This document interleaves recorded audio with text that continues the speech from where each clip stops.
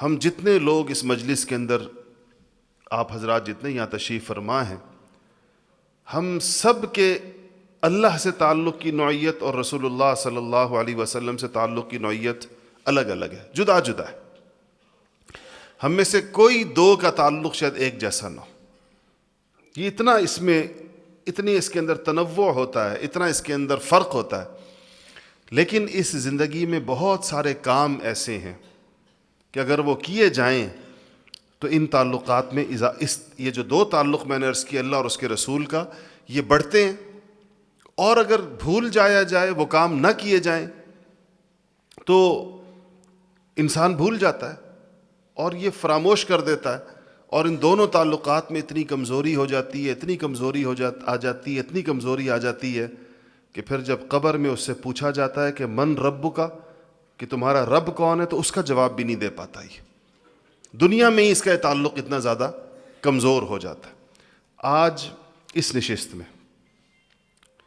میرے دل میں یہ تھا کہ ہم صرف اس پر بات کریں کہ یہ دو تعلقات کیا کرنے سے مضبوط ہوتے ہیں، ہم کیا کریں، کون کون سے ایسے کام ہیں جن کو اگر ہم کریں گے تو ان سے اللہ کا تعلق بھی مضبوط ہوگا اور نبی کریم محمد مصطفیٰ صلی اللہ علیہ وسلم کا تعلق بھی مضبوط ہوگا۔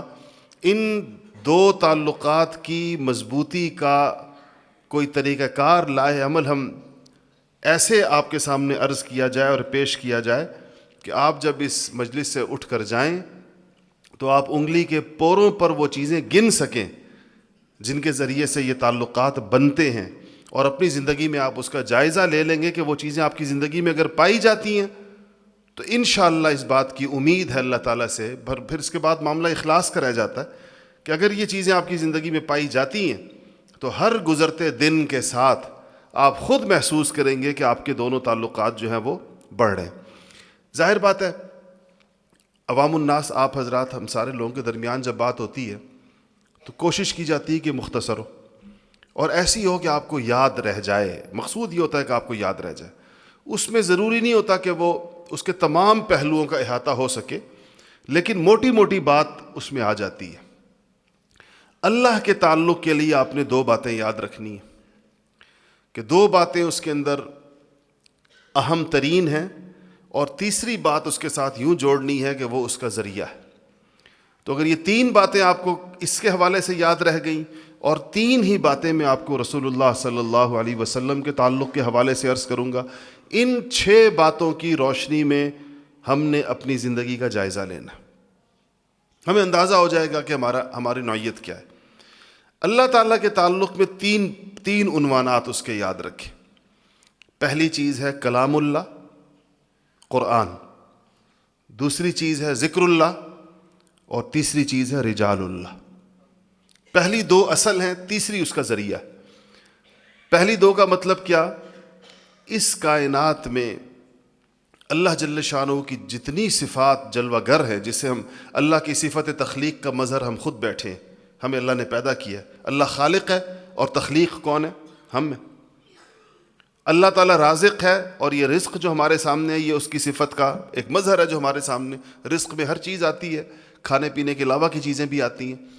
تو یہ کائنات اللہ تعالیٰ کی صفات کے مناظر اور مظاہر ہم سارے کے سارے دیکھ رہے ہوتے۔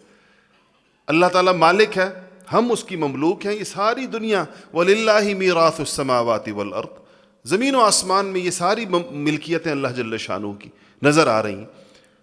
تو انسان جب اللہ سے اس کا تعلق پیدا ہوتا ہے تو وہ اس کی دنیا کو دیکھنے میں، یعنی آپ سوچیں کہ ایک بندہ ایک چیز دیکھ رہا ہے اس نظر سے کہ اس کا مالک اللہ تعالیٰ ہے اور یہ اللہ کی مملوک ہے، مالک اللہ ہے۔ کسی چیز کو دیکھے کہ یہ اللہ کی مخلوق ہے، خالق اللہ تعالیٰ ہے۔ کسی انسان کو دیکھے اور نعمتوں میں دیکھے تو یہ سوچے کہ یہ مرزوق ہے اور رازق اللہ جل شانہ ہے۔ اس انسان کی معرفت ہر گزرتے دن کے ساتھ کیسے بڑھتی ہے۔ جیسے یہ صفات اللہ کی معاشرے میں ہمارے سامنے ہیں، ایسے اللہ تعالیٰ کی ایک بہت عظیم الشان صفت جو ان ساری صفات سے بھی زیادہ ظاہر و باہر ہے، وہ اللہ تعالیٰ کا کلام ہے جو ہمارے سامنے۔ وہ کلام اللہ ہے جو صفت باری تعالیٰ ہے۔ تو اس کلام اللہ کے ساتھ انسان کا تعلق کیسا ہے؟ وہ تعلق دو قسم کا ہوتا ہے، یاد رکھیے گا۔ کلام اللہ میں بھی بات ہو رہی ہے۔ ایک کلام اللہ کے ساتھ تعلق ہوتا ہے لفظ کے اعتبار سے، اور ایک کلام اللہ کے ساتھ تعلق ہوتا ہے معنی کے اعتبار سے، کیونکہ وہ لفظ اور معنی کا مجموعہ ہے۔ لفظ کے اعتبار سے کلام اللہ سے تعلق کیا ہے کہ آپ قرآن شریف صحیح پڑھتے ہوں، ویسا پڑھتے ہوں جیسا وہ آسمانوں سے نازل ہوا اور حضرات صحابہ نے پڑھا، جیسے محمد الرسول اللہ صلی اللہ علیہ وسلم نے پڑھا، صحابہ نے سنا اور پھر صحابہ نے پڑھا۔ ایسا قرآن پڑھنا، اس طریقے سے پڑھنا، اسی انداز سے پڑھنا، یہ مسلمانوں کے اوپر واجب ہے۔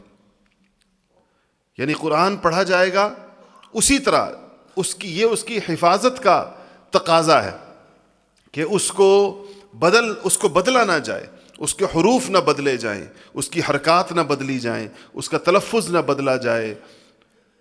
اس کا نبی کریم صلی اللہ علیہ وسلم نے فرمایا، کیونکہ آپ کو پتہ تھا کہ دنیا کی مختلف قومیں مسلمان ہو رہی ہیں، قوموں کے اپنے لہجے ہیں، تو آپ نے فرمایا کہ پڑھو فی لحون العرب، عربوں کے لہجے کے اندر پڑھو، کیونکہ عربوں کے ہاں عین نکالی جاتی ہے، قاف نکالا جاتا ہے، حا نکالا جاتا ہے، ضاد ہے، ظا ہے، ذال ہے۔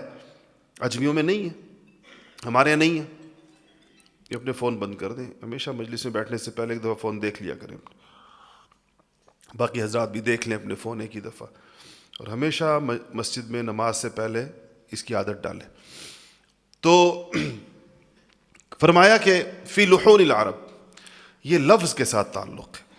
لفظ میں قرآن شریف کا قاعدہ، قرآن شریف کا ناظرہ، قرآن شریف کا حفظ، قرآن شریف کی تجوید، قرات، یہ سب لفظ کی چیزیں ہیں۔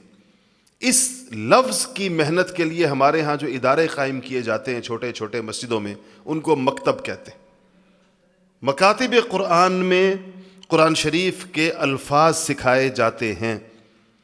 اس لیے ہمارے بزرگوں کی یہ درد دل تھا، بڑے حضرت رائے پوری رحمۃ اللہ علیہ کا، دیگر حضرات کا، کہ مسلمانوں کی دور دراز بستیوں میں حفظ میں قرآن کے مکاتب قائم کیے جائیں تاکہ مسلمانوں کی اگلی نسلوں کو صحیح قرآن پڑھنا آئے۔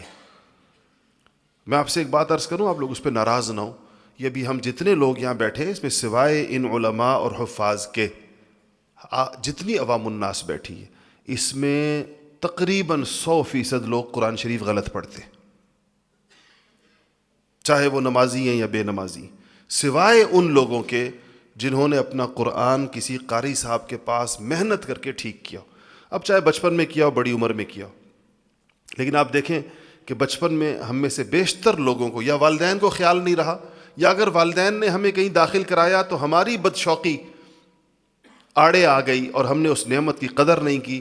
اب اگر میں یہ چیز آپ سے اس سے عرض کرتا ہوں تاکہ آپ کو اس کا اندازہ ہو جائے کہ اگر ابھی ایک قاری صاحب یہاں کھڑے ہو جائیں نا، جو آپ کا ہم سب کا قرآن سننا شروع کر دیں، اور باقی قرآن نہیں، سورہ فاتحہ سننا شروع کر دیں، تو وہ بھی ابھی آپ کو بتاتے رہیں گے کہ کس کا قرآن ٹھیک ہے اور کس کا نہیں ہے، حالانکہ ہم 30 سالوں سے نمازیں پڑھ رہے ہیں، اور ہم نے کبھی یہ وقت نہیں فارغ کیا کہ جا کر اپنا قرآن ٹھیک کرا لیں۔ اتنا لمبا چوڑا کام نہیں ہے، یہ 7-8 حروف ہیں، 9-10 حروف ہیں جو عربی میں ہیں اور ہماری مقامی زبانوں میں نہیں ہیں۔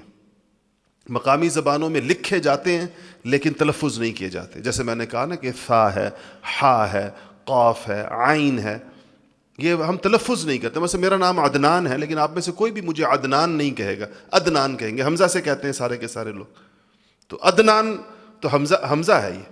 اب آپ میں سے کچھ لوگوں کا نام عرفان ہوگا، کون اس کو عرفان کہتے ہیں؟ عرفان کہتے ہیں، حمزہ سے کہتے ہیں، تو ہم عین کا تلفظ کرتے نہیں ہیں، حالانکہ لکھتے ہیں، کرتے نہیں۔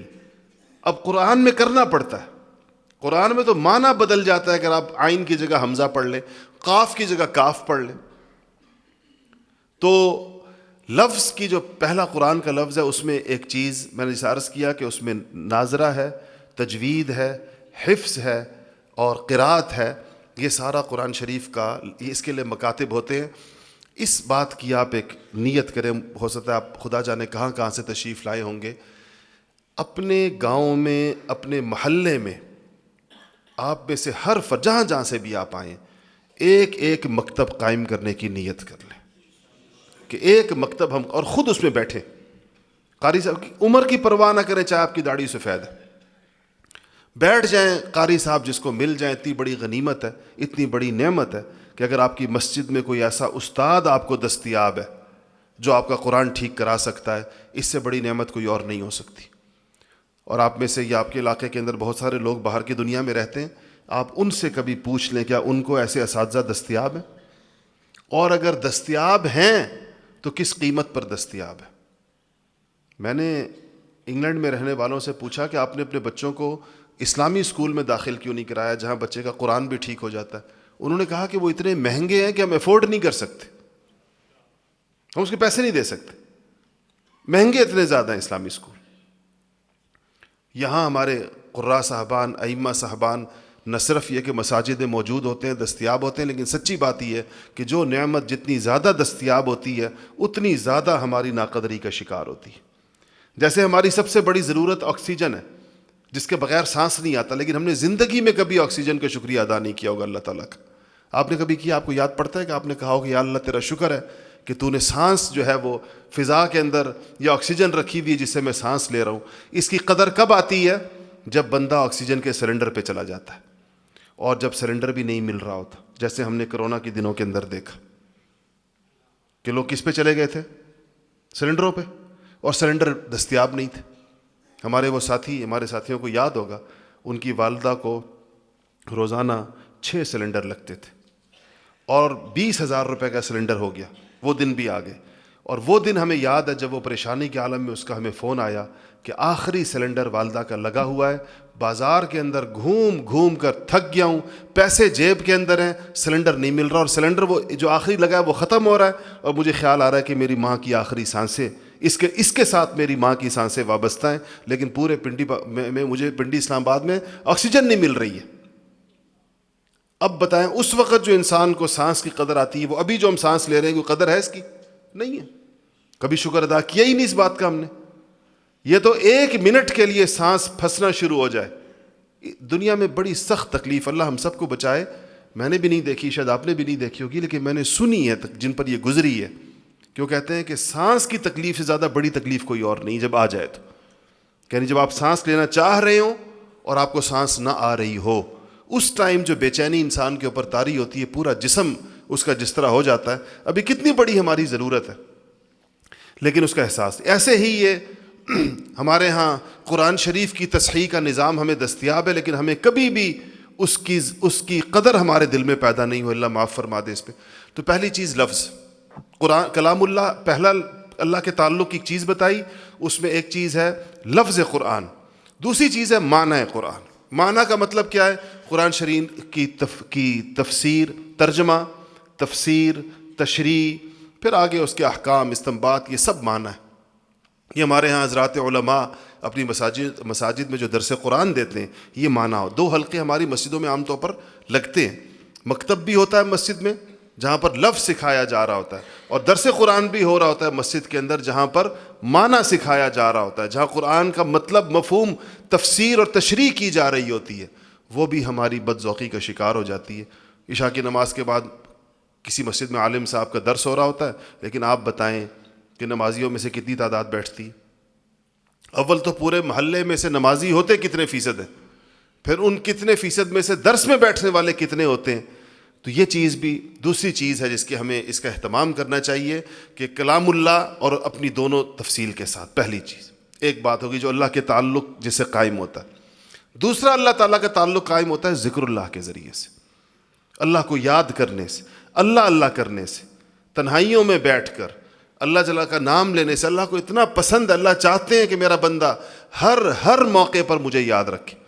خاص طور پر فرمایا، وہ کیسے جگہ جگہ موقع پر فرمایا، وہ لوگ رجال لا تلہیہم تجارت ولا بیع عن ذکر اللہ.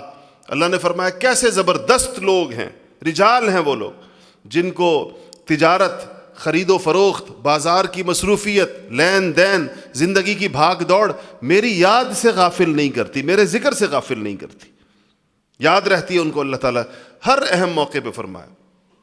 جمعے کے بعد کیا کہا کہ فَإِذَا قَضَيْتُمُ الصَّلَاةَ فَانتَشِرُوا فِي الْأَرْضِ وَابْتَغُوا مِن فَضْلِ اللَّهِ وَاذْكُرُوا اللَّهَ كَثِيرًا، کہ جمعے کی نماز ہے جب پڑھو، اس کے بعد جب جمعے سے فارغ ہو جاؤ تو کہا ٹھیک اب تم اپنے کام کرو اور پھیل جاؤ زمین میں، اپنی روزی روٹی ڈھونڈو، مگر ذکر کثرت سے کرتے رہو۔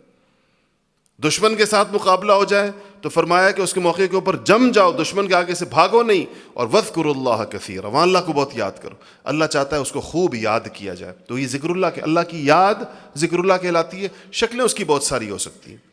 ہماری مساجد کی ایک ضرورت یہ ہے، ہمارے محلوں کی اور ہمارے گھروں کی، کہ وہاں ذکر اللہ کی فضا ہو، تاکہ جب مجھے بھول جائے تو مجلس ذکر سے مجھے یاد آ جائے۔ ذکر، یہ جو تسبیح ہے نا، اس کو عربی کے اندر مذکرہ کہتے ہی اس لیے کہ یاد دلا دیتی ہے۔ آپ کے ہاتھ میں تسبیح ہے نا، آپ چپ بیٹھے ایک دم آپ کو تسبیح دیکھ کر خیال آئے گا کہ پڑھنی چاہیے، وقت ضائع ہو رہا ہے۔ تسبیح رکھنے کا مقصد ہی ہوتا ہے، ورنہ بندہ کوئی گن کر کوئی اللہ تعالیٰ سے حساب تو نہیں کرنا ہوتا اس نے بعد میں کہ میں نے اتنا ذکر کیا، یاد دلانے کے لیے ہوتی ہے، اس لیے ہاتھ میں رکھنے کا فائدہ ہوتا ہے۔ ہمارے حضرت مولانا عزیز الرحمان ہزاروی صاحب نور اللہ مرقدہ ایک دفعہ فرمانے لگے، حضرت کے ہاتھ میں تسبیح تھی، کوئی تسبیح عدیے میں کسی کو دینے لگے تو تسبیح کافی بڑی تھی اور موٹی سی تھی، دانے بھی موٹے تھے، اندر کی ڈوری بھی موٹی تھی، تو فرمایا یہ تسبیح شیطان کا کوڑا ہے، یہ ذرا ایسی مضبوط سی ہونی چاہیے، ایسے کوڑے کی طرح لہرا کر فرمایا کہ ایسے مضبوط سی ہونی چاہیے، شیطان کا کوڑا ہے۔ کیونکہ جیسے ہی انسان اللہ تعالیٰ کی یاد شروع کرتا ہے، شیطان اس کے پاس سے ایسے بلبلاتا ہوا دوڑتا ہے جیسے اس کی پشت پر کسی نے کوڑا مارا۔ اس طرح اس کی، جیسے آپ کسی کی پشت پر، کسی کی پیٹھ پر کوڑا ماریں، جیسے وہ بلبلاتا ہے، ذاکر جب اللہ کا نام لینا، ذکر کرنے والا جیسے ذکر شروع کرتا ہے، شیطان ایسے اس کے پاس سے بھاگتا ہے۔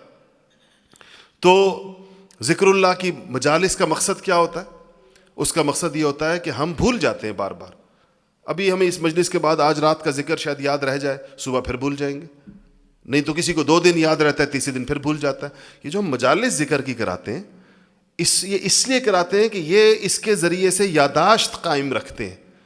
ہاں، کہیں پر روزانہ مجلس ہو رہی ہے، کہیں پر ہفتے بعد مجلس ہو رہی ہے، کہیں پر ماہانہ مجلس ہو رہی ہے، کہیں 15 دن کے بعد ہو رہی ہے، یہ بار بار ہم اس کا اعادہ اور تکرار کرتے ہیں کہ دیکھو پھر دنیا کے مشاغل ہمیں بھلا دیں گے، ہم پھر ذکر شروع کر دیں گے، پھر بھلا دیں گے، پھر شروع کر دیں گے۔ تو دوسری چیز ذکر اللہ ہے۔ آپ جہاں جہاں سے بھی تشریف لائے ہیں، یہ آپ کی ضرورت ہے کہ آپ کی مسجد میں، آپ کے محلے میں، آپ کے گھر میں اللہ تعالیٰ کی یاد کا بندوبست ہو، ورنہ آپ نہیں کر پائیں گے، آپ سے بھی چھوٹ جائے گا، آپ سے بھی رہ جائے گا۔ اور آپ اگر کر بھی لیں گے بہت بڑا، آپ بہت زیادہ اگر نیک ہیں، متقی ہیں، تنہا بھی کر سکتے ہیں، آپ کا خاندان نہیں کر رہا ہوگا، آپ کے بچے نہیں کر رہے ہوں گے، آپ کا پڑوس نہیں کر رہا ہوگا، آپ کی مسجد کے مقتدی اور نمازی آپ کے ساتھ جو بیٹھے ہیں وہ نہیں کر پا رہے ہوں گے۔ اس لیے ہم یہ مجالس کی جو بات کرتے ہیں، اس کا مقصد جگہ جگہ اللہ تعالیٰ کی یاد کے مواقع پیدا کرنا، اس کے مراکز قائم کرنا، یہ ہماری دوسری ضرورت ہے جو اللہ تعالیٰ کے ساتھ وابستہ۔ میں نے 3 چیزوں کا عرض کیا، کلام اللہ بھی آپ کو بتایا، ذکر اللہ بھی بتایا، اور تیسری چیز میں نے کہا کہ رجال اللہ کا مطلب وہ لوگ جن سے ہمارا تعلق اللہ کی رضا کے لیے ہو، ایک دوسرا ان کے ساتھ بیٹھنے سے اٹھنے سے ہمیں اللہ یاد آتا ہو۔ 2 باتیں، ہمارے تعلق کی غرض بھی کیا ہو؟ اللہ تعالیٰ، اللہ کی رضا کے لیے ان سے تعلق ہو، اور ان میں اللہ پاک نے یہ وصف ڈالا ہو کہ ان کو دیکھ کر، ان کے ساتھ بیٹھ کر، ان کی سن کر، ان کی صحبت میں، ان کی مجلس میں ہمیں اللہ یاد آتا ہو، اللہ کی بات ہوتی ہو ان کے ہاں۔ کیونکہ ہم باقی تو جہاں بیٹھتے ہیں کیا باتیں ہوتی؟ آپ بازار میں جا کسی کے پاس بیٹھ جائیں، کوئی پراپرٹی کی باتیں کر رہا ہوگا، کوئی کاروں کی باتیں کر رہا ہوگا، کوئی سیاست کی باتیں کر رہا ہوگا، کوئی رشتہ داروں میں بیٹھ جائیں تو غیبتوں کا بازار کھل جاتے ہیں، فلاں نے یہ کیا، فلاں نے یہ کیا۔ عورتوں کے ساتھ بیٹھ جائیں تو عورتوں کے پاس اور قسم کے احوال ہوتے ہیں، گھر کی عورتوں کے ساتھ ہی بیٹھے تو وہ بھی، آپ اب شام کو گھر جاتے ہیں تو کیا تذکرے سارا دن ہوتے ہیں، ضروریات کے، ٹماٹر کے، پیاز کے، فلانے کے، مہنگائی کے، بچوں کے مسائل کے، ہر جگہ تو یہ موضوعات ہیں ہمارے۔ کوئی تعلق ہمارا ایسا ضرور ہونا چاہیے جہاں پر موضوع اللہ اور اس کا رسول ہو صلی اللہ علیہ وسلم۔ کچھ تعلقات ایسے ہونے چاہیے۔ تو اب آپ ان تین باتوں کی روشنی میں خود طے کریں اپنا، آپ اپنا کلام اللہ کے ساتھ اپنا تعلق دیکھ لیں، خود ہی اندازہ لگا لیں کہ اس کے لفظ کے ساتھ آپ کا تعلق کیسا ہے، آپ قرآن پڑھتے کیسے ہیں، کتنا پڑھتے ہیں، اور قرآن شریف کے جو یہ مدارس اور قرآن شریف کے مکاتب اور قرآن شریف کے اساتذہ اور قرآن شریف کے طلبہ، ان سے آپ کی محبت کتنی ہے، ان کو دیکھ کر آپ کو کتنا لطف آتا ہے، ان کے ساتھ آپ کا تعاون کیسا ہے، کتنا آپ کا دل چاہتا ہے کہ جگہ جگہ یہ ماحول اور منظر ہو۔ اگر اس میں آپ سمجھتے ہیں کہ الحمدللہ آپ پڑھتے بھی زبردست ہیں، ٹھیک ہیں، اور پڑھتے بھی کافی زیادہ ہیں، اور اس کی اشاعت کی کوشش بھی کرتے رہتے ہیں، کہیں مکتب قائم ہو جائے، کہیں مدرسہ قائم ہو جائے، کہیں قاری صاحب کی خدمت ہو جائے، کہیں کسی جگہ پر قرآن شریف کی تعلیم شروع ہو جائے، اگر آپ یہ سب کچھ کر رہے ہیں تو آپ کہہ سکتے ہیں کہ کلام اللہ کے ساتھ آپ کا تعلق ہے، اور اگر آپ نہیں کر رہے تو آپ سمجھ جائیں کہ آپ کا کلام اللہ کے ساتھ تعلق نہیں ہے۔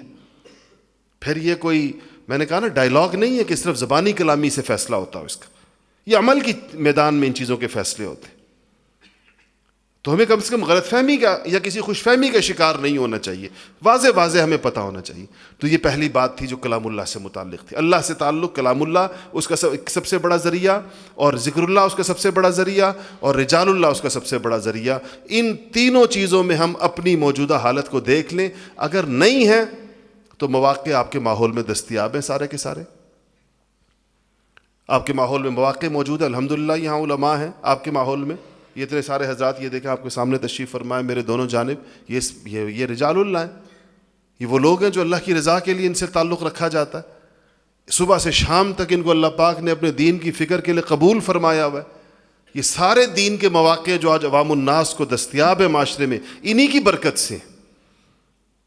اگر ذکر اللہ معاشرے میں زندہ ہے تو ان کی برکت سے، اگر قرآن کی درسگاہیں ہیں تو ان کی برکت سے، اگر ذکر کے حلقے ہیں تو ان کی برکت سے، اگر کہیں پر ترجمہ اور تفسیر ہو رہا ہے تو ان کی برکت سے۔ تو یہ تینوں مواقع، ذکر کی مجالس الحمدللہ آپ کے ہاں جگہ جگہ ہوتی ہیں، اور مکاتب آپ کے ہاں جگہ جگہ قائم ہیں۔ میں ابھی حضرت مولانا قاری تقی الرحمان صاحب دام برکاتہم سے پوچھ رہا تھا، حضرت کے زیر انتظام ماشاءاللہ 100 سے زیادہ مکاتب اس علاقے میں چل رہے ہیں۔ میں تفصیل پوچھا تھا حضرت سے کہ کتنے، فرمایا 200 کے لگ بھگ اساتذہ ہیں، 250 اور 100 کے لگ بھگ مکاتب ہیں۔ اتنی مجھے اس سے خوشی ہوتی ہے، میں آپ کو بتا نہیں سکتا، کہ کیونکہ ہمیں اس کا اندازہ ہے کہ یہ مکاتب ہماری کتنی بڑی دینی ضرورت ہے۔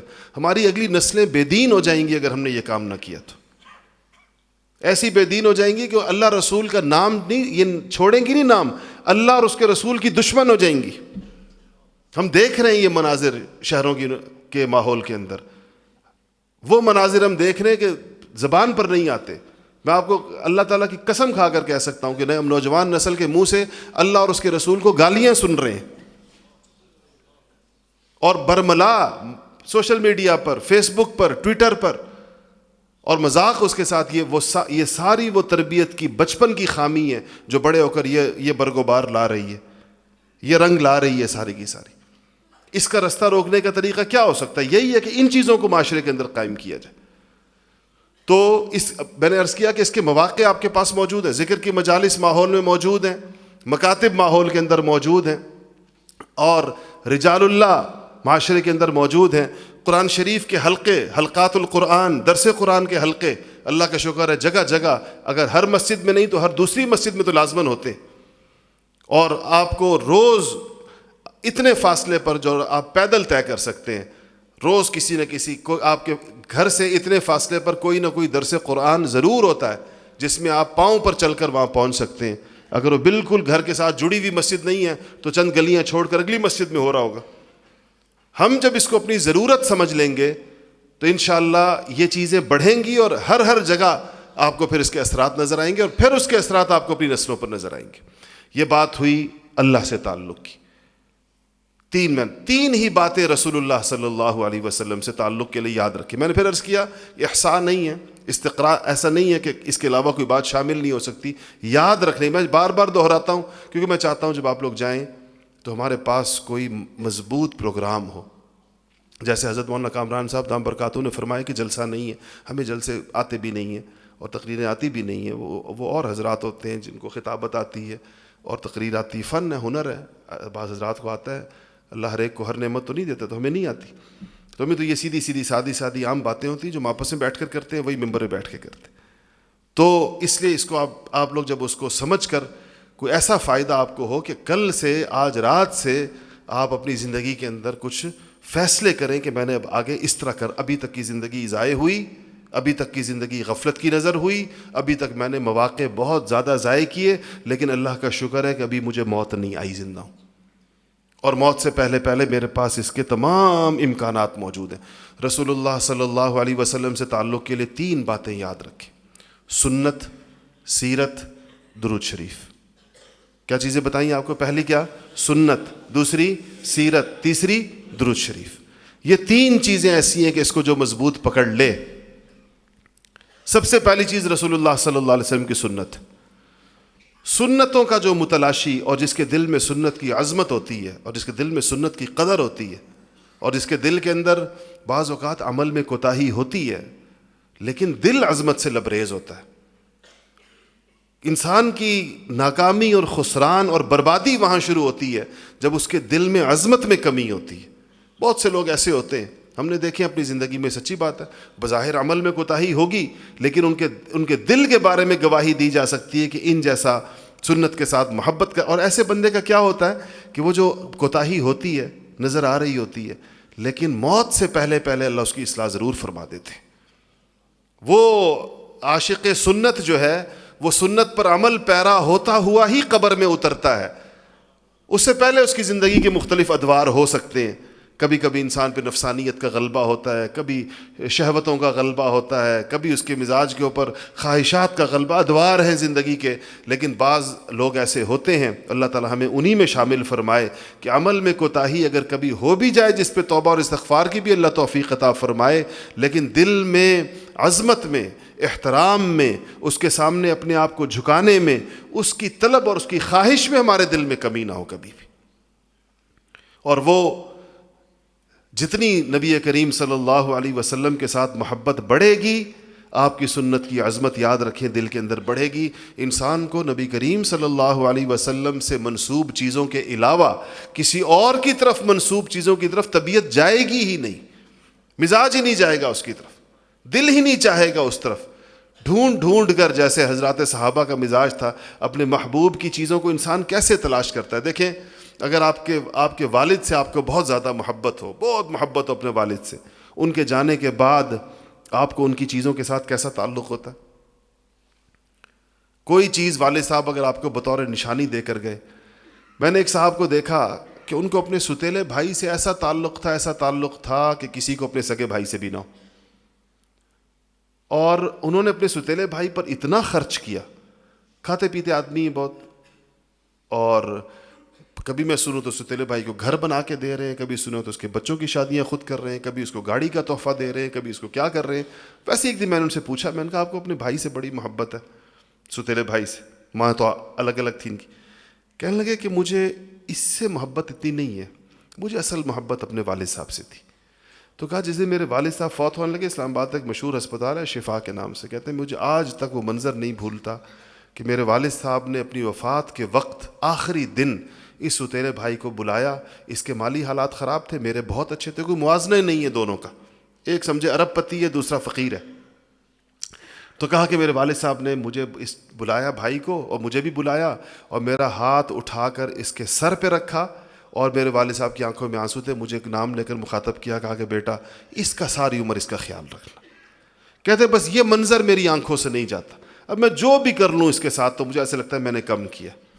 اور میں واقعی حیران ہوتا تھا اس کی صلہ رحمی دیکھ کر، کبھی اس کو عمرے پر بھیج رہا ہے، کبھی اس کو حج پر بھیج رہا ہے، پورے خاندان کو بھیج رہا ہے، گھر لے کر دے رہا ہے، کیا کر رہا ہے۔ کہتے ہیں والد صاحب کی محبت جو ہے وہ مجھے مجبور کرتی ہے، ورنہ آپ کو پتہ ہی ہے ستیلا رشتہ کوئی اتنا خوشگوار رشتہ تو ہوتا نہیں۔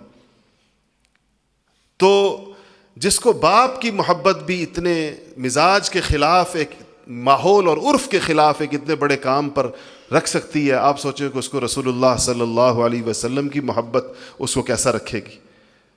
جیسے یہ باپ نے اپنے بیٹے کو نصیحت کی مرتے ہوئے جاتے ہوئے دنیا سے، آپ صلی اللہ علیہ وسلم اپنی امت کو ایسے ہی نصیحتیں فرما کر گئے۔ آپ حدیثی کتابیں کھولیں، حضور کی نصیحتیں، صحابہ انہی الفاظ سے احادیث ذکر کرتے ہیں، اوصانی رسول اللہ صلی اللہ علیہ، اوصانی حبیبی، بعض کہتے ہیں اوصانی خلیلی، مجھے میرے محبوب نے، مجھے میرے خلیل نے یہ نصیحت۔ سیدنا ابو ذر کی حدیث دیکھیں نا، 4 7 8 چیزیں یاد کرتے ہیں کہ مجھے میرے حبیب نے یہ فرمایا، اس چیز کا کہا، اس چیز کا ذکر کیا، وہ چیزیں ایسی صحابہ کی زندگیوں میں راسخ ہوئیں کہ آج تک وہ امت کا اس پر عمل ایک تواتر کے ساتھ 1400 سال سے چلتا چلا آ رہا ہے۔ حضرات صحابہ نے اس پر ایسا عمل کر کے دکھایا۔ سنت کے ساتھ انسان کا ایسا تعلق، اس کی اتنی عظمت اس کے دل میں، اور اس کو تلاش ہو، اہل علم سے پوچھتا رہے اس چیز کی سنت کیا ہے، اس چیز کی۔ مجھے بڑی خوشی ہوتی ہے اپنے ساتھیوں میں، اپنے شاگردوں میں، ان لوگوں کی ہم سے پوچھتے ہیں کہ جی فلانی چیز آ رہی ہے، اس موقع کی سنت کیا ہے، اس عمل کی سنت کیا ہے۔ ایسے یہ نوجوانوں کو اللہ پاک بعض اوقات دین سے وابستہ کرتے ہیں۔ ان کی شادیاں آ رہی ہوتی ہیں، اتنی بڑی تعداد میں باقاعدہ آتے ہیں جو اس نظام میں ہمارے ہاں پڑھ رہے ہوتے ہیں، مجھے کہتے ہیں کہ جی شادی آ رہی ہے، سنت شادی کیسے ہوتی ہے آپ بتائیں۔ قلم کاغذ بعض اوقات ہاتھ میں ہوتا ہے، آج کل تو قلم کاغذ نہیں، وہ موبائل ہاتھ میں ہوتا ہے، لکھ رہے ہوتے ہیں، ایک ایک بات لکھ رہے ہوتے ہیں کہ جی کوئی سنت ہم سے رہ نہ جائے ہماری شادی کے موقع کے اوپر۔ اور جتنی بھی برادری کے اور عرف کے اور ماحول کے خلاف کوئی بات بتا دی جائے، کھڑے ہو جاتے ہیں بالکل اس پر۔ پورا خاندان ایک طرف، یہ خاندان کے سارے بڈھے شڈھے ایک طرف جو کہتے ہیں نہیں ساری رسمیں پوری کرنی ہیں، اور یہ نوجوان ایک طرف کہتے ہیں جی کوئی رسم پوری نہیں، کوئی رسم نہیں کی جائے گی، شادی سنت کے مطابق ہو۔ تو عورتیں ایک طرف، آپ کو پتہ ہے یہ رسومات کی شوقین تو عورتیں ہوتی ہیں اصل میں، تو اپنے پورے خاندان کے سامنے ایک نوجوان کھڑا ہوتا ہے کہ جی میری شادی ہے، سنت کے مطابق ہوگی۔ ہمارے غمی ہیں ہمارے خاندان میں، مجھے آج تک یاد ہے کہ ہمارے ایک بہت سے ساتھی ایسے ہیں، لیکن مجھ سے پوچھنے لگے تو ان کا بہت بڑا خاندان ہے اور سخت رسومات کا شکار خاندان ہے۔ ہر وہ رسم بھی اور بدعت بھی اور یہ سب چیزیں خوب مروج ہیں۔ اس کو میں نے بتایا کہ مرنے والے کی مرنے کے بعد سے لے کر آخر تک کے سارے مراحل یہ ہیں سنت۔ ان کے ہاں اس میں سے کسی ایک پر بھی عمل نہیں تھا، ہر چیز الگ تھی۔ جیسا آپ کو پتہ ہے دیہاتوں میں مختلف قسم کے رواج ہوتے ہیں، ایسے اس نے بہادری اور جواں مردی کے ساتھ جنازے سے لے کر اور تکفین اور تدفین، اور اس کے بعد جنازے کے فوراً بعد مجھے ابھی تک وہ منظر یاد ہے کہ وہ لوگ جنازہ ہو جاتا تھا، پھر اس کے بعد اس چارپائی کی گرد پتہ نہیں کیا کیا کچھ کرتے رہتے تھے۔ تو جیسے ہی جنازہ میں نے پڑھایا، جیسے میں نے جنازہ پڑھایا، اسے 6 7 8 اپنے ساتھی تیار رکھے تھے، جس تیزی کے ساتھ انہوں نے جنازہ اٹھایا، پورا خاندان شور مچاتا رہ گیا، چیخیں مارتا رہ گیا، یہ رہ گیا، وہ رہ گیا، یہ رہ گیا، ان کے لمبی چوڑی کی تفصیل تھی۔ تو کہنے لگا نہیں جی ابھی تک جو ہوتا رہا، اب ہماری غمیاں سنت کے مطابق ہوں گی، اب سنت کے مطابق تکفین ہوگی، تدفین ہوگی، ساری چیزیں ہوں گی۔ تو عرض کرنے کا مقصد پہلی چیز سنت کی عظمت ہونا دل میں، اور سنت کی تلاش ہونا، اس پر عمل کرنے کی پوری کوشش کرنا۔ جس سنت پر عمل رہ جائے اس کو اپنی کمی سمجھنا، اپنی کوتاہی سمجھنا، اس پہ ندامت ہونا، اس پر اللہ تعالیٰ سے مانگنا کہ یا اللہ مجھے یہ نعمت مجھے عطا فرما دے۔ سنت نعمت ہے، اس سے بڑی نعمت کیا ہو سکتی ہے؟ دنیا کی ہم دنیاوی نعمتیں ہم مانگتے ہیں، لیکن ہم اخروی نعمتیں نہیں مانگتے۔ اس کو ہم نعمت اگر سمجھیں تو ہم اللہ سے مانگیں گے کہ اللہ مجھے یہ سنت بھی عطا فرما دے، مجھے یہ سنت بھی عطا فرما دے، تو اللہ تعالیٰ پھر انسان کو اس کی توفیق عطا فرما دیتے ہیں، اس کے لیے آسان فرما دیتے ہیں۔ دوسری چیز نبی کریم صلی اللہ علیہ وسلم کے تعلق کو بڑھانے والی اور آپ کے تعلق کو ایک زندہ تعلق بنانے والی، اور آپ کے ساتھ ایک ایسا قلبی ربط قائم کرنے والی کہ انسان کو ایسے تعلق کے اعتبار سے یوں لگے ہی نہ کہ نبی کریم صلی اللہ علیہ وسلم دنیا سے پردہ فرما گئے، اس کو ایسے لگے جیسے کہ آپ اس کی اسی پوری دنیا کے اندر آپ کی جو معنوی برکات ہیں اور آپ کے جو دین کی شکل کے اندر جو آپ کی حیات مبارکہ زندہ ہے، وہ اس کو چلتی پھرتی معاشرے کے اندر نظر بھی آئے اور اس کی محنت کے لیے وہ آمادہ ہو۔ وہ رسول اللہ صلی اللہ علیہ وسلم کی سیرت طیبہ ہے۔ سیرت کہتے کس کو ہے؟ سیرت آپ کی زندگی کو کہتے ہیں۔ آپ کی پیدائش مبارک سے لے کر دنیا سے آپ کے پردہ فرمانے تک کے جو یہ 63 سال ہیں، یہ 63 سال اس پوری کائنات کا خلاصہ ہے۔ یہ آدم علیہ السلام سے لے کر قیامت تک آنے والے آخری انسان تک یہ جو دنیا اللہ جل شانہ نے قائم فرمائی ہے، اپنے قیام کے دن سے لے کر جس دن کن فیکون کے ذریعے یہ قائم ہوئی اور سورہ اسرافیل کے ذریعے سے یہ ختم ہو جائے گی، یہ جو ان ابتدا اور انتہا کے درمیان جتنی مدت ہے، یہ ساری مدت رسول اللہ صلی اللہ علیہ وسلم کی اس 63 سالہ مبارک زندگی پہ قربان ہے۔ اتنی بڑی چیز ہے آپ کی حیات مبارکہ، اس کا ایک ایک لمحہ، اس کا ایک ایک موقع اس پر کیے گئے آپ کے کام، اس پر فرمائے گئے آپ کے فرمان، یہ اتنے قیمتی ہیں کہ اس میں سے جو چیز جس کو معلوم ہوتی چلی جاتی ہے اس کے دل میں نبی کریم صلی اللہ علیہ وسلم کی محبت جوش مارنا شروع کر دیتی ہے. ہمیں پتہ نہیں ہے، ہمیں علم نہیں ہے اس کا. ہم نے تو جتنا سنا بس اتنا ہم نے، جو کچھ گھروں میں کچھ سن لیا، کچھ تھوڑا ہم نے ماحول میں اپنے سن لیا، اتنی ہماری معلومات ہیں. لیکن جب ہمیں اب ماشاءاللہ یہاں کتنے سارے ایسے حضرات بیٹھے ہوئے ہوں گے جنہوں نے ان سیرت کے حلقوں میں الحمدللہ سیرت پڑھی ہے، اور وہ خود اس بات کی گواہی دے سکتے ہیں کہ اس پڑھنے کے بعد ان کی کیفیت کیا ہے، پڑھنے سے پہلے ان کی نوعیت کیا تھی. بیٹھے ہوئے ہیں نا وہ لوگ جو سیرت پڑھ رہے ہیں یا پڑھ چکے ہیں، ذرا ہاتھ کھڑا کریں جو لوگ سیرت پڑھ رہے ہیں. دیکھیں اتنے سارے ماشاءاللہ، یہ آدھے سے زیادہ ماشاءاللہ، یہ دیکھیں پورے کے پورے لوگ بیٹھے جو پڑھ رہے ہیں. اب آپ سے میرا سوال یہ ہے تاکہ آپ خود اپنے دل سے اس کی گواہی دیں، اس پڑھنے سے پہلے جو آپ کی کیفیت تھی اور اب پڑھتے ہوئے یا پڑھنے کے بعد جو آپ کی کیفیت ہے، اسے فرق ہے یا نہیں ہے؟ اور زمین آسمان کا فرق ہے یا نہیں ہے؟ یہ اس سے بھی زیادہ بڑھ سکتا ہے انشاءاللہ جب آپ اس کو اچھے طریقے سے پڑھنے کے بعد جب خود پڑھانا شروع کر دیں گے. خود آپ 10-15 لوگوں کو جمع کر کے جب نبی کریم صلی اللہ علیہ وسلم کی حیات طیبہ کو بیان کریں گے، جو سادہ سی بات ہے، اس میں اتنا زیادہ پیچیدہ فلسفہ نہیں ہے، اس لیے ہم یہ ضروری نہیں سمجھتے کہ اس کو بیان کرنے کے لیے بندے کا عالم ہونا ضروری ہے. بس کسی عالم کی سرپرستی کافی ہے، کسی بڑے کی سرپرستی کافی ہے، تاکہ اگر آپ سے کوئی غلطی ہو جائے تو وہ آپ کو ٹھیک کر دیں، کوئی چیز آپ کو سمجھ میں نہ آئے آپ ان سے پوچھ لیں. اتنی سرپرستی. جس طرح درس قرآن دینے کے لیے تو ہم سمجھتے ہیں کہ بندے کو عالم ہونا ضروری ہے. ہم غیر علماء کے قرآن شریف کے درسوں کے قائل نہیں ہیں، کیونکہ قرآن شریف کھول کر اللہ کی مراد بیان کرنی ہوتی ہے. وہ اتنا آسان کام نہیں ہے، اس کے لیے ایک علم چاہیے ہوتا ہے، ورنہ بڑے فتنے کا اندیشہ ہوتا ہے. ایسے حدیث کے درس کے لیے عالم ہونا ضروری ہے. ایسے ہی مسئلہ بتانے کے لیے جائز ناجائز کا، حلال حرام کا عالم ہونا ضروری ہے، بلکہ مفتی ہونا ضروری ہے آج کل کے دور میں. تو اگر ذرا سا مشکل مسئلہ ہو تو ایسے ہی قرآن پڑھانے کے لیے، لفظ پڑھانے کے لیے اچھا قاری مجود ہونا ضروری ہے. لیکن یہ واقعات سیرت کے مذاکرے کے لیے، اس کے لیے ضروری کہ بندہ بہت بڑا، بہت زیادہ علم ہو. سیرت کا علم اتنا ہو کہ وہ جیسے اس نے اپنے استاد سے سنا ہے اس میں اپنی طرف سے کوئی اضافہ کیے بغیر، کسی مستند کتاب سے پڑھ کر، جو ہم مستند کتابیں بھی بتاتے ہیں اس میں کہ آپ نے ان 5-6 کتابوں میں رہنا ہے، ان 5-6 کتابوں کو پڑھنا ہے، تو اس میں سے انسان بیان کرے تو اس میں کوئی حرج نہیں ہے. ایسا ہی ہے جیسے ہمارے یہاں فضائل اعمال کی تعلیم کی جاتی ہے، تو ایک متعین چیز کے اندر رہا جاتا ہے، اس سے باہر نہیں نکلا جاتا. آپ نے سنا تبلیغ والے حضرات کہتے ہیں 6 نمبروں سے باہر نہ جائے عام بندہ. کیوں کہتے ہیں؟ کیونکہ اس لیے کہتے ہیں کہ عالم نہیں ہے تو ایسا نہ ہو کہ ادھر چھکے چوکے مارتا رہے، پتہ نہیں کیا بات کرتا رہے، اور وہ صحیح ہو غلط ہو لوگ اس کا کیا بولیں. تو اس لیے جب آپ خود پڑھائیں گے سیرت طیبہ تو آپ کو اس کا اندازہ ہوگا کہ نبی کریم صلی اللہ علیہ وسلم کے ساتھ آپ کی محبت میں کتنا اضافہ ہوتا ہے. آپ جب وہ واقعات، آپ اس دین کے لیے نبی کریم صلی اللہ علیہ وسلم کی جو قربانیاں ہیں اور اس امت کے ساتھ جو آپ کا تعلق ہے، جو اللہ کا آپ سے تعلق، جو آپ کا اللہ تعالیٰ سے تعلق، اور پھر آپ کی زندگی ساری کی ساری اس کی مشکلات، پریشانیاں، آزمائشیں، پھر آپ کے اخلاق عالیہ، آپ کا عفو درگزر، آپ کی سخاوت، آپ کا صحابہ کے ساتھ محبت، آنے والوں کی اپنی پوری امت کی فکر، ایسی فکر کہ جو لوگ ابھی نہیں آئے ان کی بھی فکر، اور جاتے ہوئے حضرات صحابہ کی فکر اور ان کے لیے نصیحتیں، اور خود اپنے اوپر خاص طور پر جو مشقتیں، کتنی مشقتیں ایسی ہوتی ہیں انسان چاہے تو اس کو ایوائڈ کر سکتا ہے، اس سے دور رہ سکتا ہے. لیکن آپ نے پوری امت پر آنے والی مشقتوں کے لیے، آزمائشوں کے لیے سب سے پہلے شفقت کی وجہ سے اپنے آپ کو آگے پیش کیا. خود آپ سامنے آئے اس موقع کے اوپر، اور آپ کی وجہ سے امت کو جو فوائد پہنچے ہیں اور جو آخرت میں پہنچیں گے.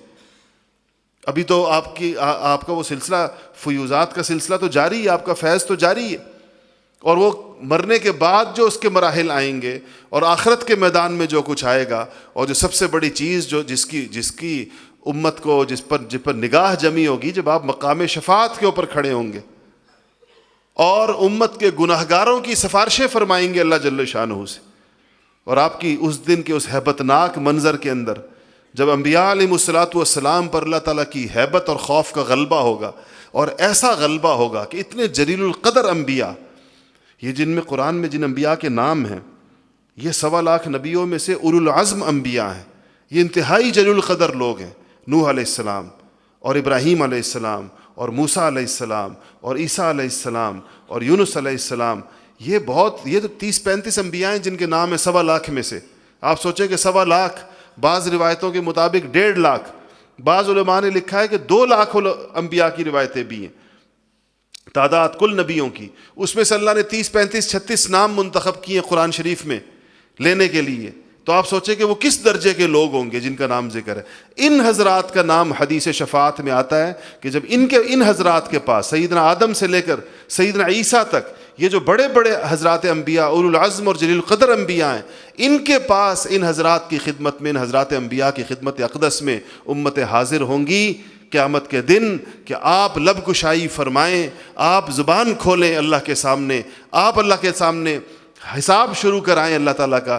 یہ حضرات فرمائیں گے کہ آج ہمارے بولنے کا دن نہیں ہے۔ اس دن اللہ کے جلال کا عالم کیا ہوگا، آپ سوچیں کہ ابراہیم علیہ السلام، اللہ پہلے یہ آپ سوچیں کہ ابراہیم علیہ السلام کے بارے میں اللہ نے کیا فرمایا قرآن میں۔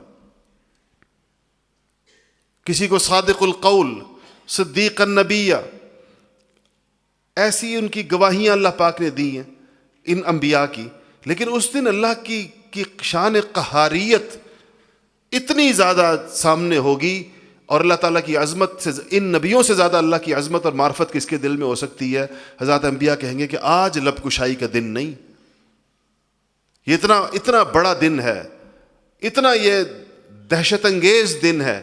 اس دن اس پوری امت آدم علیہ السلام سے لے کر قیامت تک آنے والے آخری انسان تک اس کے جو کام آئیں گے وہ ہمارے اور آپ کے آقا و مولا محمد مصطفیٰ صلی اللہ علیہ وسلم۔ یہ لوگ جائیں، بھیجیں گے وہ حضرات، کہیں گے جاؤ ان کے پاس جاؤ، گویا کہ آج ان کا دن ہے۔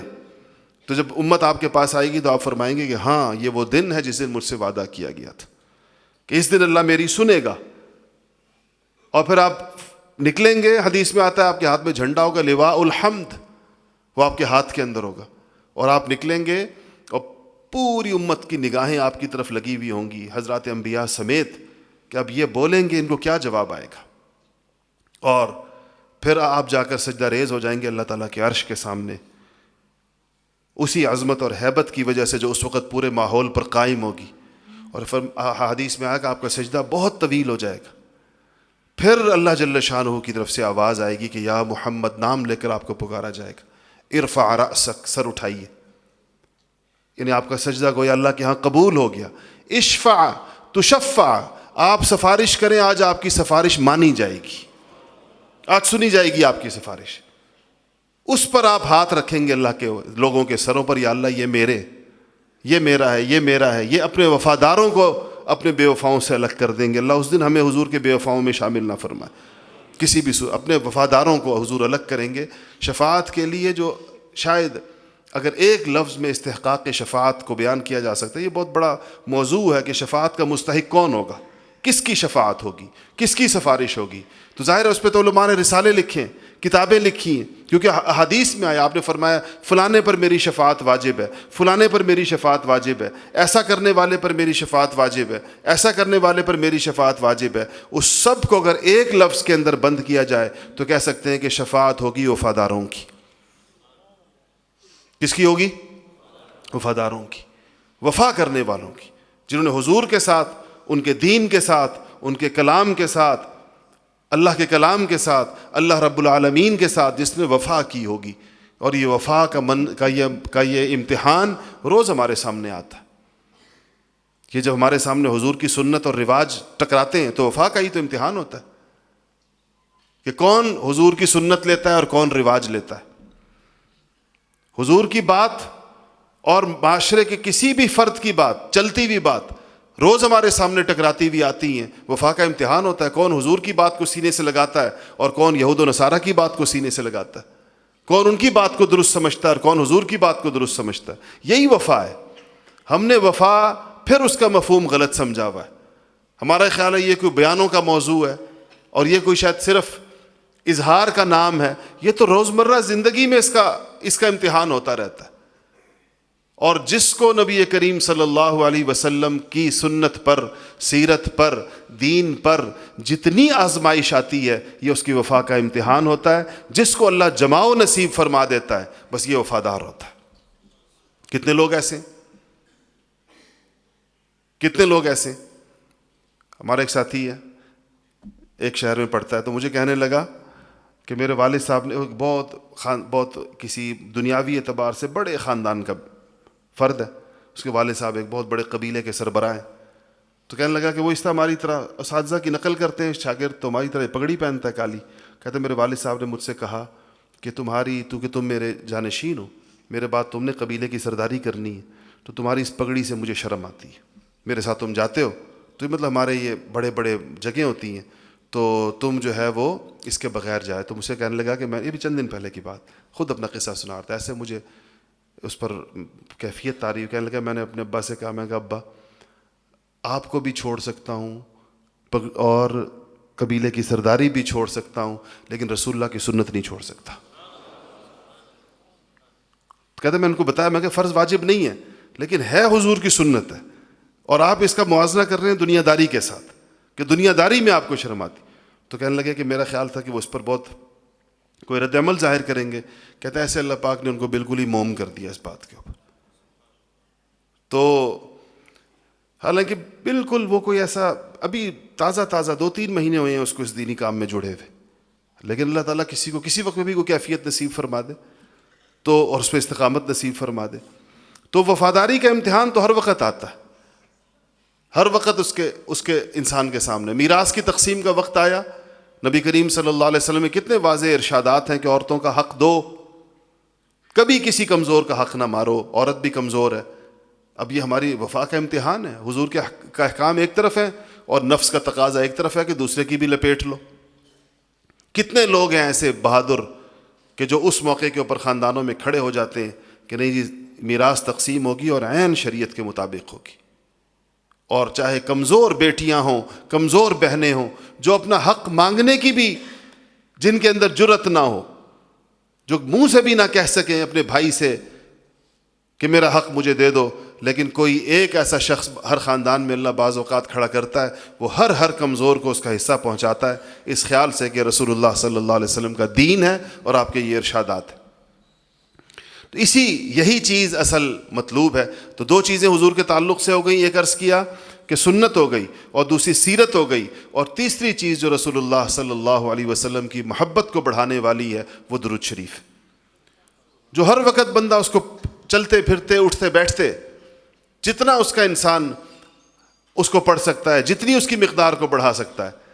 اور اس کا ہمارے حضرات میں سے خصوصاً ہمارے حضرت مولانا عزیز الرحمن ہزاروی صاحب نور اللہ مرقدہ، ہمارے شیخ و مرشد، ایسا ان کے اوپر اس کا غلبہ تھا، ایسا غلبہ تھا کہ میں حضرت کی اس سعادت پر اتنا رشک آتا ہے کہ جس طرح حال پوچھا جاتا ہے. یہ بہت حضرات یا حضرت کے پرانے حضرات تشریف فرمائے، حضرت مولانا قاری عتیق صاحب کو بہت اچھی طرح یاد ہوگا. جیسے آپ پوچھتے ہیں نا کہ آپ کا کیا حال ہے، حضرت پوچھا کرتے تھے درود شریف کا کیا حال ہے.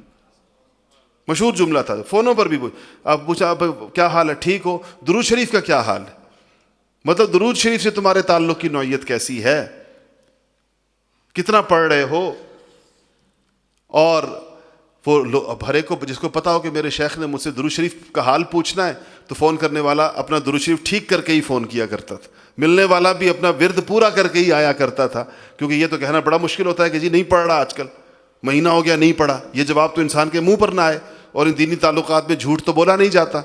تو کیسے اتنے ہزاروں لوگوں کو درود شریف اتنی بڑی بڑی مقداروں میں پڑھوایا. روز کی کارگزاری آتی تھی، آج یہ فلانے علاقے میں 10 لاکھ پڑھا گیا، فلانے علاقے میں 20 لاکھ پڑھا گیا، فلانے علاقے میں اتنا پڑھا گیا، فلانے علاقے میں اتنا پڑھا گیا. تو انسان کو درود شریف سے محبت ایسی ہو کہ نہ صرف یہ کہ خود پڑھ رہا ہو، کروڑوں اربوں درود شریف پڑھنے کا باعث بنا ہوا ہو آدمی، اس کی وجہ سے پڑھ رہے ہوں لوگ، پورے معاشرے کو جیسے پوری انسانیت اور امت کو اس کے اوپر لگا دیا ہو. کتنی بڑی سعادت کی بات ہے. آپ سوچیں یہ لوگ بھی کل حضور کے سامنے پیش ہوں گے، جن کی زندگیاں اس غم کے اندر گزر گئیں کہ لوگوں کو حضور بھول نہ جائیں، اور حضور کے احسانات بھول نہ جائیں، لوگوں کو حضور کا تعلق فراموش نہ ہو جائے، حضور کی عظمت خدا نہ خواستہ دل کے اندر کم نہ ہو جائے. یہ غم جن لوگوں نے اپنی زندگی کا غم بنا لیا اور جنہوں نے اسی کے اوپر زندگیاں گزار دیں پوری کی پوری. ہم نے اپنے شعور کے زمانے سے لے کر زندگی ان حضرات کے دنیا سے جانے تک جتنا دور ہم نے دیکھا، سچی بات ہے کہ اس فکر میں ایسا دیکھا، ایسا دیکھا کہ انسان رشک آتا تھا کہ یا اللہ یہ کیا، اس کیفیت کا کوئی شمع ہمیں بھی نصیب فرما، اس کیفیت کا کوئی معمولی سا حصہ ہمیں نصیب فرما۔ تو اس کے لیے خود پڑھنے سے اس کا آغاز کرنا چاہیے۔ نبی کریم صلی اللہ علیہ وسلم کے احسانات کا استحضار کرتے ہوئے ہم جو ہیں درود شریف کی کوئی نہ کوئی مقدار اپنے لیے طے کریں۔ یہ 6 چیزیں تھیں، 3 اللہ کے تعلق کے حساب سے، 3 رسول اللہ کے تعلق کے حساب سے۔ ان 6 چیزوں کو پھر سے دہرا دیتا ہوں۔ کلام اللہ عرض کیا آپ کو، ذکر اللہ عرض کیا، رجال اللہ عرض کیا، اور سنت کا عرض کیا، اور سیرت کا، اور درود شریف کا۔ یہ 6 چیزیں، 3 اس طرف کی، 3 اس طرف کی۔ ان 6 آئینوں میں اپنے ایمان کو دیکھ لیں۔ آئینہ ایمان جیسے ہوتا، 6 آئینوں میں اپنی شکل دیکھ لیں صرف، کہ اس میں ہمارے تعلق کی نوعیت کیسی ہے۔ اگر کمی بیشی نظر آتی ہے، اور یقیناً میرے اندر خود کمی ہے، تو کمی بیشی اگر نظر آتی ہے تو اگر موت نہیں آئی تو مہلت ہے، موت آ گئی تو مہلت ختم، اس کے بعد کوئی مہلت نہیں ہے۔ اگر آج موت کا فرشتہ سرہانے پہنچ گیا تو بس یہ دروازہ بند ہونے والا ہے، اس کے بعد سوائے ندامت، پشیمانی اور پچھتاوے کے کچھ نہیں بچے گا۔ اس لیے موت سے پہلے پہلے اللہ جل شانہ ہمیں توفیق نصیب فرمائے، اور ان ساری چیزوں پر اللہ تعالی ہمیں عمل پیرا فرمائے۔ وآخر دعوانا الحمدللہ رب العالمین۔